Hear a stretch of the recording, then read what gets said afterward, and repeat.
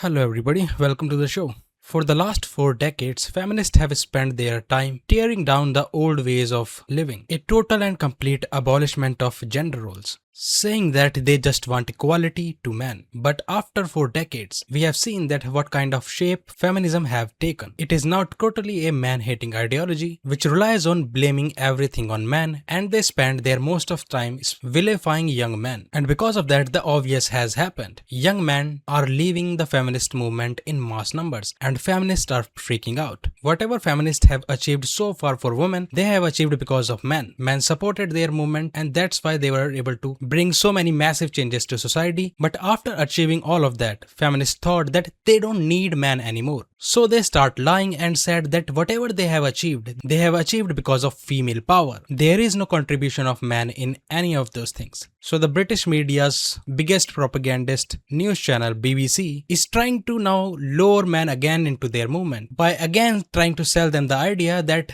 gender equality is something benefits both gender. But we all know when feminists say gender equality, it does not actually look like gender equality. It's always women getting more from the government and men are getting discriminatory policies. So we are going to analyze this entire podcast released by BBC. Let's get it started. I think we, and I lump myself in with this, we have allowed to settle an impression that more for women always means less for men, that this is a zero-sum game, whereas actually the research clearly shows, my own life experiences show, that when we rise together. A gender-equal world would be a better world for men too, but that Oh, really? Then why the young men have left behind? is not commonly believed. Hello, I'm Lucy Hockings, and this is The Interview for the BBC World Service. For this interview, I'm joined by Julia Gillard, the former Prime Minister of Australia and now the chair of the King's Global Institute for Women's Leadership. Julia Gillard, welcome to the interview. Thank you very much. I know that this is research that you conduct along this vein every year, but when I first saw this year's data from the research, I was quite shocked and quite depressed by it. And I wonder what your reaction was when the data first came in. Well, I'm sorry that we've depressed you in a world where so much is already pressing on us, but I think it's important to understand. Yes, we've been doing this research at the Global Institute for Women's Leadership with Ipsos Mori for several years now. We were one of the first to shine a light on the fact that gender equality attitudes seem to be going backwards amongst young men and boys, teenage boys. And year after year, we've tried to dig further and further into that. In the time period, more and more people have come to recognise that there's a difference now between how young people are seeing the world, particularly young men, and older generations. When I first saw this research, I too was very confronted by it because as a progressive politician, I've always lived with the sense that every generation is a bit more progressive than the generation that went before. And one of the things that was going to combat gender inequality in our world was that sense of progress. And then to see in the research, actually, the younger generation is more conservative. There will never be gender equality because the biological differences between men and women are always going to be there. That's why now feminists have switched from equality to equity because they realize that they are not equal to men. On these questions than people my age, that deeply troubled me and it continues to. One of the headline findings that a lot of people will pick up on is that a third of young men interviewed believe that a wife should always obey her husband. And 1/3 also said a husband should have the final word on important decisions. And this is really different from their parents' generation. Why do you think we've seen such a generational shift? Why is there that disconnect? I wish we had all of the answers. At the Global Institute for Women's Leadership, we would love to do a very deep evaluative project into the attitude formation of young men. We're working at the moment on intuition. But I think the intuition would lead you to a few conclusions. One, of course, there is the manosphere and increasingly a cultural zeitgeist that masculinity is about physical fitness, it's about the ability to project force, it's about dismissive attitudes, even misogynistic attitudes towards women. Early access to pornography, I think, is probably part. Men are fighting against pornography for a very long time. It's the feminists that normalized perversion of society in their sexual liberation era. They normalized the sex work. Of the mix. I think too that the generation of young men, Gen Z to use the terminology, would be the generation that were in school when a lot of programs were coming through for the girls, and people like me were creating those programs, Girls in Leadership, Girls in Science. Yeah, I like the acknowledgement that she admits that she discriminated against men. She is the one who created all the policies that are hurting men today. And all the rest of it. But maybe they looked at that and thought, why are they getting all of these things and we're missing out? So they felt left behind. They felt left behind. I think the change that there has been in understandings about sexual consent, the Me Too movement, the shining a spotlight on issues of consent for some young men, I think that probably has also made them more tentative and anxious about relations with women. So I think all of that is in the mix. It's quite complicated. And then it is difficult to do the transition for any young person from teenage years to young adulthood. That's always been true. But the statistics tell us it is particularly true for young men today. It can be very hard to make that transition. And of the young people who are not in training, not in work, it is disproportionately young men now. You've raised a lot of issues there, so let's delve into some of them. The biggest issue men have with Me Too movement is the issue of false accusation, something that these progressive politicians refuse to debate or acknowledge that exists. They will never have a debate about false accusations. A lot of men during Me Too movement got falsely accused because those women wanted revenge or they wanted to financially exploit their bosses. But we are not going to talk about it. They will build a physical intimacy with you on consensual basis, and 5 years later down the line will say that it was non-consensual. Who is there to confirm that she's telling truth or lie? When are feminists going to address these problems that men have? I mean, do you feel like misogyny itself has actually changed? What we're seeing now is not sort of the sexism that we saw in the past, but with slightly better algorithms. There are actually different elements to it. I think misogyny has always been with us, and I think it's been perhaps more expressed and less expressed. I think in my generation, the more that people came to understand gender inequality, the cultural predisposition of workplaces, of politics even, became more and more that you shouldn't show misogynistic behaviour, that there was a price to be paid. I'd like to think that I was one of the people who helped. Did you notice how she's leaning towards fascism now? There has to be price to be paid for expressing misogynistic behavior. I thought offensive speech is a part of free speech. Imagine getting arrested for criticizing bad female behavior. Because for women, any kind of criticism is misogynistic, especially these modern day feminists. Who is going to define what is misogynistic behavior and what is not? Where are you going to draw the line? Because everybody has a different tolerance level. Bring that change, but for others to judge. I think now with the online environment, there are plenty of ways of letting your inner misogynist out without paying any price. So it's partly that, but I also think it's partly new elements. I mean, men my age did not grow up with this kind of manosphere. Men my age did not grow up with the very early access to very violent pornography that young men have today. I would love to know their opinion, what they think about the women who express and spread deeply anti-men propaganda and anti-male hate online. Should they be punished as well? I mean, when you mention some of the sort of basics of feminism and gender equality to young men today, they almost roll their eyes. I mean, that's not resonating. Some of that messaging that we were raised with doesn't cut through anymore. It doesn't. And I think as feminists, as activists, as someone who's been at this for literally decades, there is a sort of deep reflective piece here that the research is calling on us to do.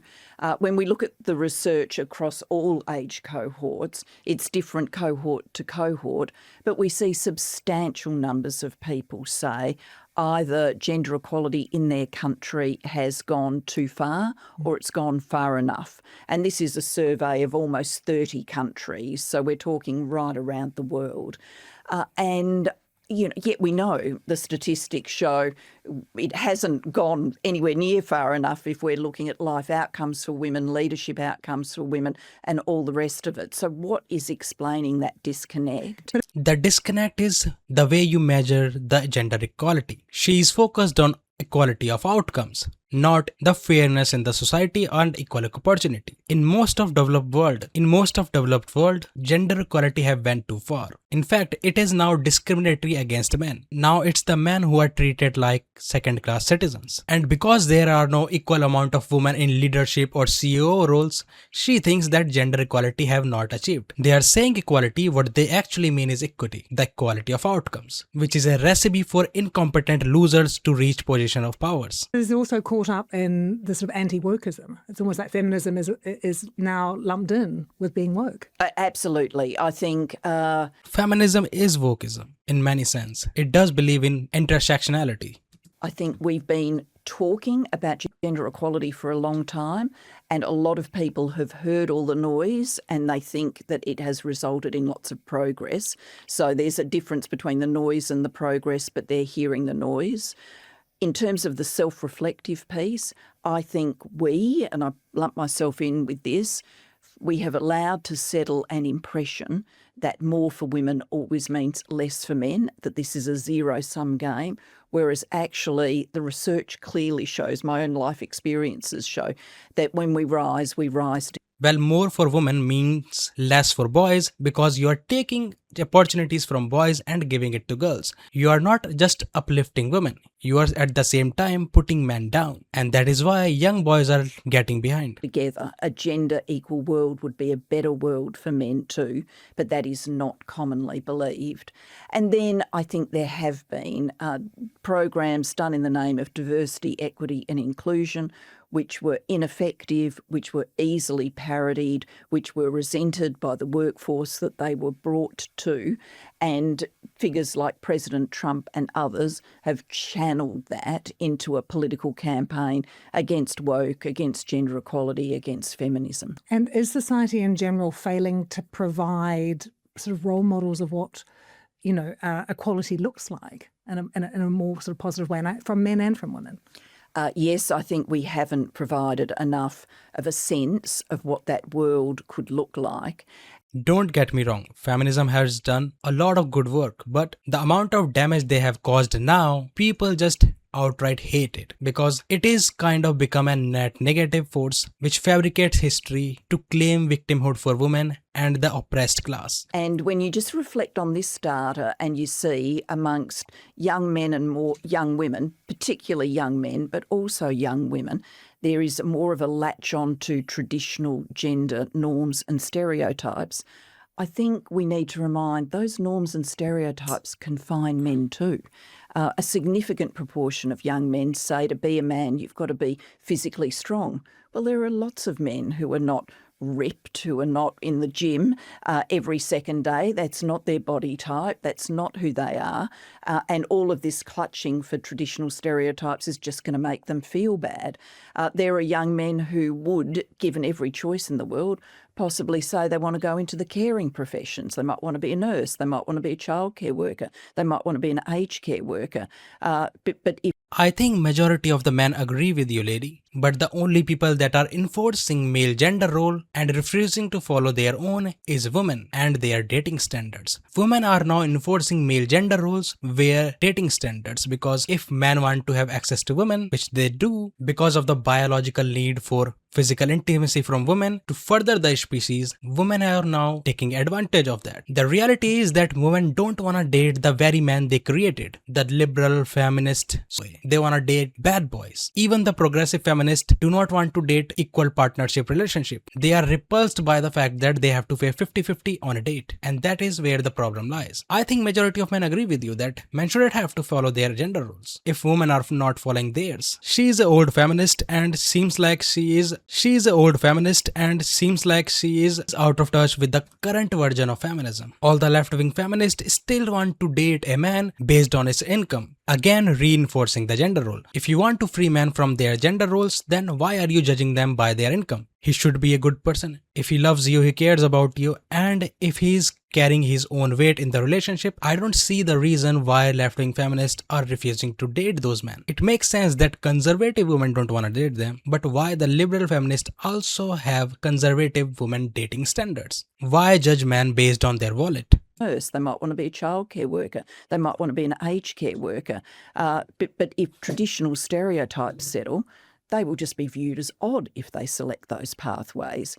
So, opening up, taking the sort of gender stereotype bars down actually gives everyone more options, more choices. So why do you think it is that so many women are drawn to this trad wife trend? I mean, there are millions of followers on social media, this lifestyle that they promote around submission and the domestic life, Because of female biology. They often dress up in 1950s kind of clothes. I mean, what is it about that is so appealing for women? It's kind of bemusing to me that anybody would think it was appealing to be in a 50s outfit with a full face of makeup at 5 a.m. milking the goat. This is not my aspiration for myself. Do you see how they are downgrading the women who milk the goat in the morning? Majority of the women who work in farms do that. All these corporate girlies look down upon motherhood and household work. We actually did some research on this last year, and we found when we dug into it that young women who consume a lot of that trad wife content actually don't want to be trad wives. It's a fantasy, and it's a fantasy about having taken off your shoulders all of the difficulties that the world currently presents in navigating work and family life. So these young women have looked at older generations of women, really work every hour in the day times 10 to manage a career, having children, a home, all of it. And they've just looked at it and gone, too hard, I'm not going to do that. And then there's this quite beguiling, swan around in a penny looking amazing and apparently raising the perfect kids with the perfect husband. So there's... Why she is repulsed by the fact that they want to look traditional? Something relieving in that, but it's not that they actually want to wake up as a trad wife.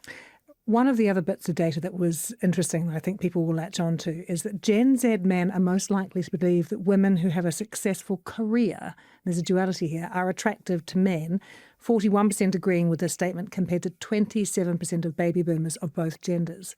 This is a real renegotiation in a way of these sort of gender roles we have in society, that successful women are very sexy, but I still want my wife to sort of stay at home and obey me. Yeah, I mean, I don't know how this adds up. I don't think it does add up. No, it's a real duality. Yeah, so you're absolutely right. Young men are disproportionately saying success at work is sexy, and maybe there's a practical end to that too. People know, young people, it's very tough to make out your economic pathway, to maybe end up owning a home, to have the options that income brings you, including the options to have children without, worrying about every cent, every pound, where that's going. But they want someone who is forging ahead at work, but apparently submissive at home. I mean, these women don't exist, I don't think. They do exist. They can be assertive at work and submissive at home. They don't have to show that assertiveness to their husband and families. You can't treat your families like they are corporate colleagues. And are there regional and country-specific differences in some of this data that's worth pointing out?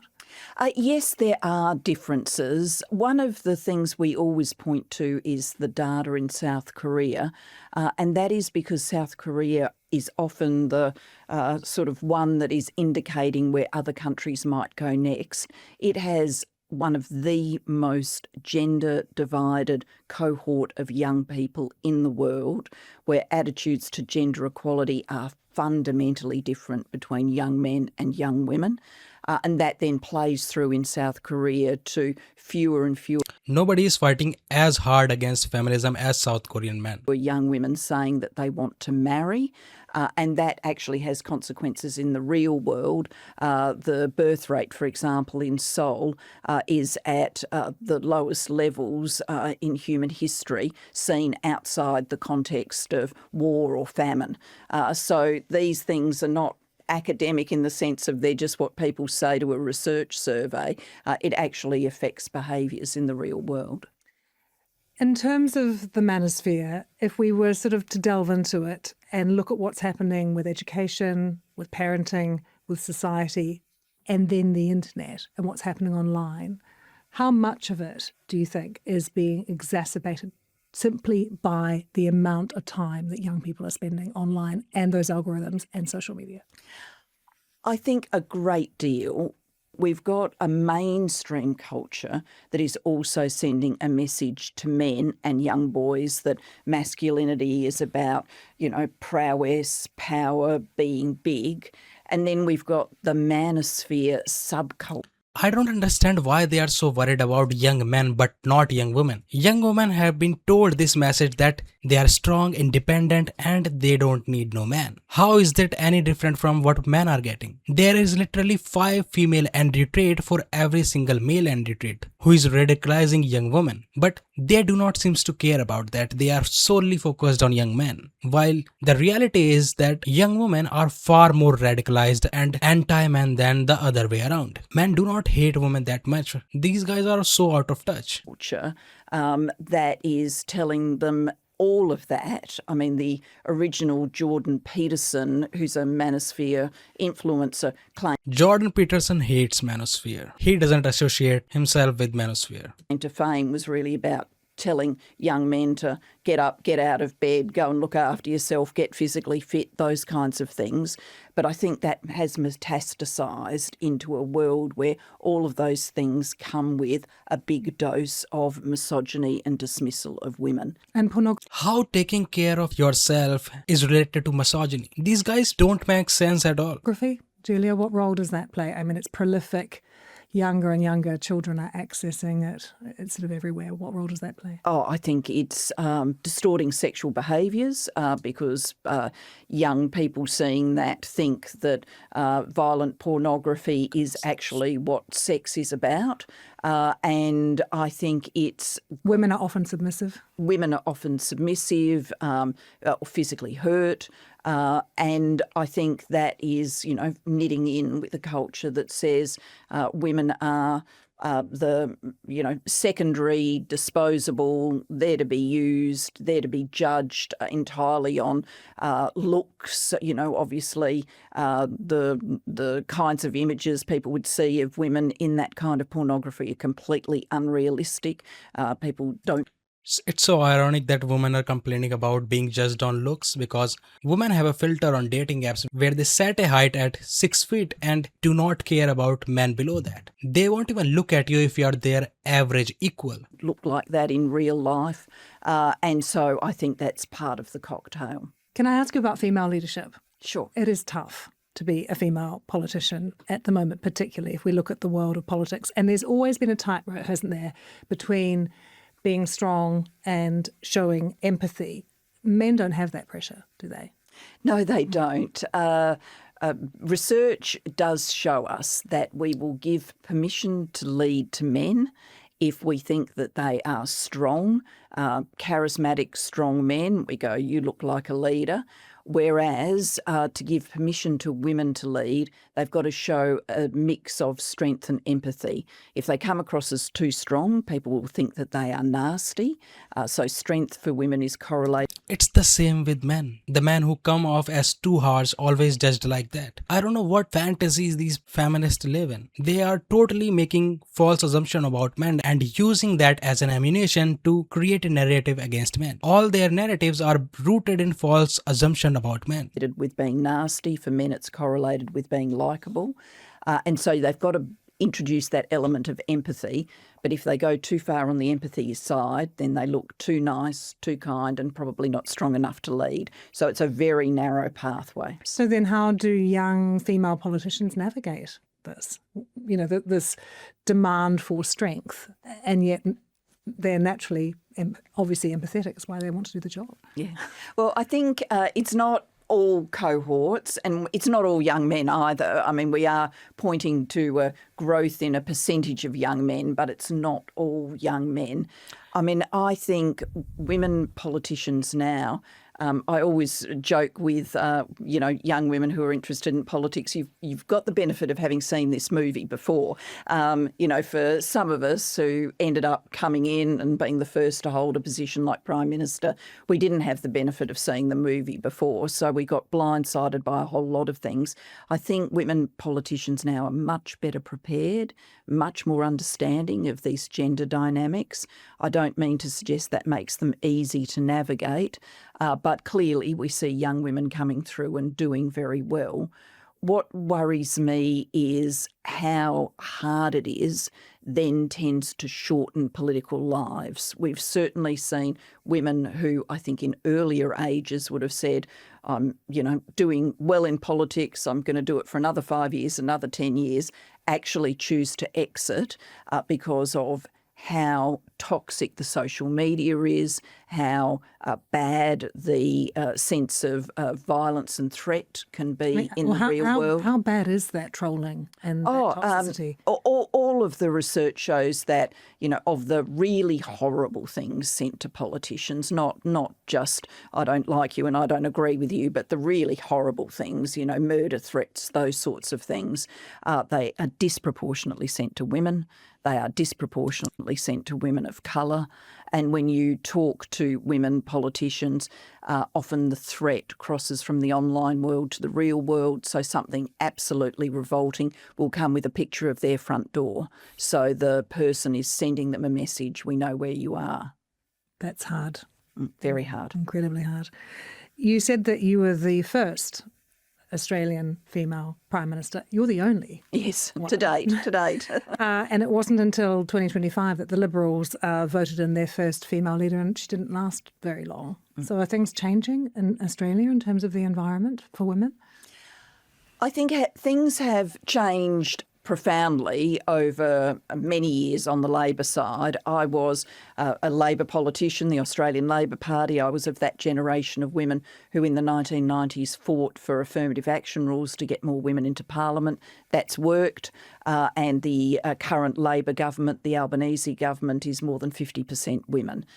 I think in terms of more than 50% women, and they are crying about equality. So there are less men than women. The environment that women step into.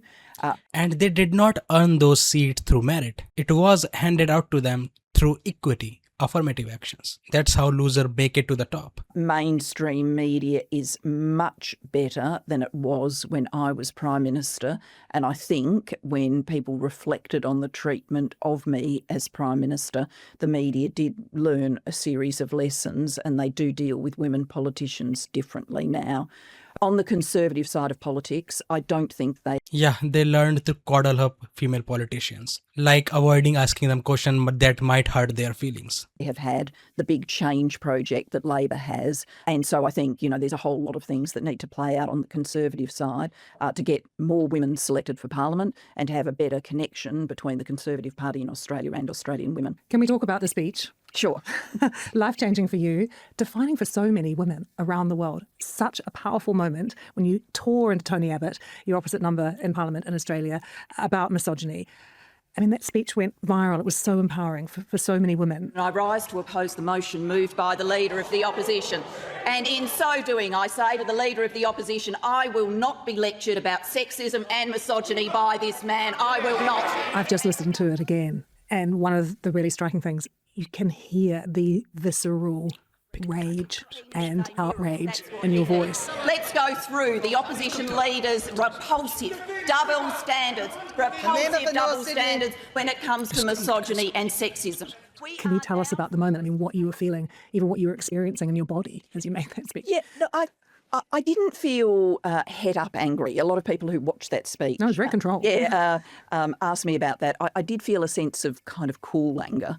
And, I needed in politics on a lot of occasions to, kind of be on the balls of your feet in the parliamentary chamber, having a very hot contest with the opposition. Tony Abbott is a very strong, able parliamentarian, very honed in his craft of sort of hard-hitting attacks, and I needed to be honed in my craft of pushing them back. And really one of the prices of entry to major political leadership in Australia is that you can dominate the chamber when you need to. And for our government, a minority government, often under a lot of attack, particularly from the media, I needed to do that off the back foot.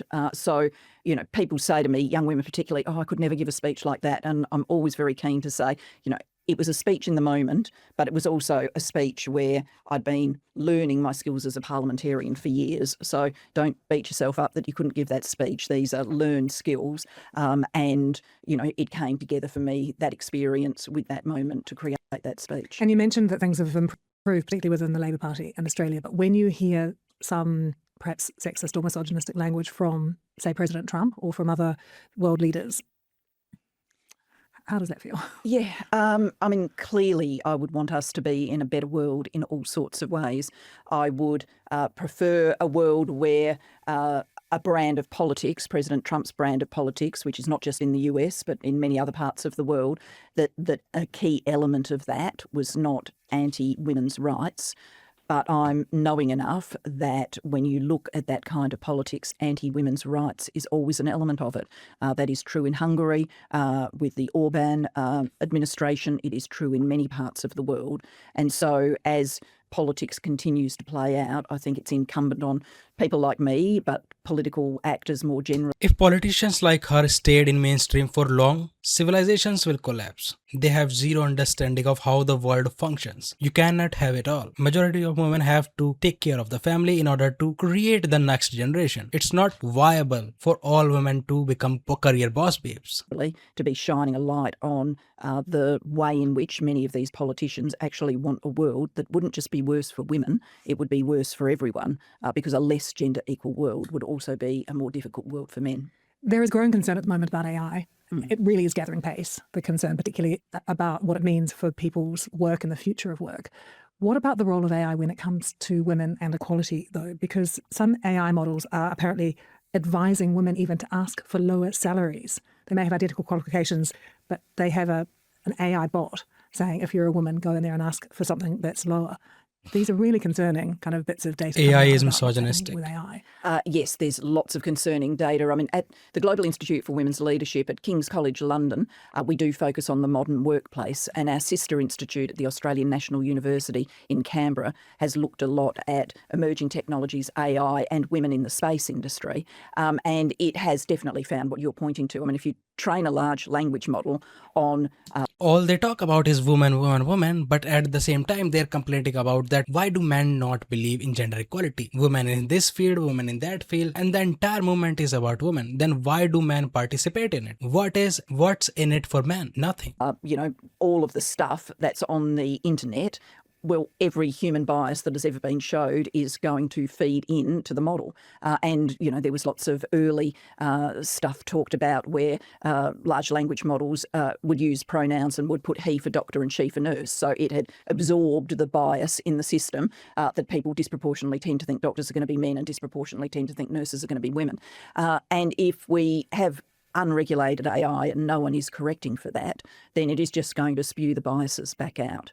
So it is something that we need to keep researching, thinking about and working on. And regulating. I'm a huge proponent of regulating social media, of regulating AI. I think we've seen in the rise of social media that you end up in bad places you weren't expecting. To be fair. Regulating social media means that she's going to ban the male Andrew Tates and manosphere, but she is going to allow the female Andrew Tate and the womenosphere, if you want to say that, to spread all the hate. To people like Mark Zuckerberg when he was first coming up with Facebook, when people were first coming up with Twitter, when they were first coming up with all sorts of new technologies. If you'd ask them then, you do know that in 10, 15 years' time, everybody's going to be talking about how this is an instrument for misogyny. They would have said, what on earth are you talking about? That's not going to happen. So having been that naive once, let's not be that naive again. So despite the research and the findings and what we've discussed today, are you feeling optimistic? Look, I I'm a realist. The things that are making these years troubled are not going to just magically melt away. So I think we've got a few more troubled years in front of us. But I do think we will emerge from these troubled years with people saying to themselves, we don't want to do that again. And once again, as has been true throughout human history, coming together and looking for a better path forward. And I think gender equality will be part of what people come out saying they want more of. Julia Gillard, thank you for joining us on the interview. Thank you. If you observe reality on the ground, today, misandry is a far bigger problem than misogyny. Young women are far more radicalized than young men. But what's your guys' opinion on this? Let me know in the comment section, and do not forget to like and subscribe to this channel. I'll see you in the next video with an interesting topic.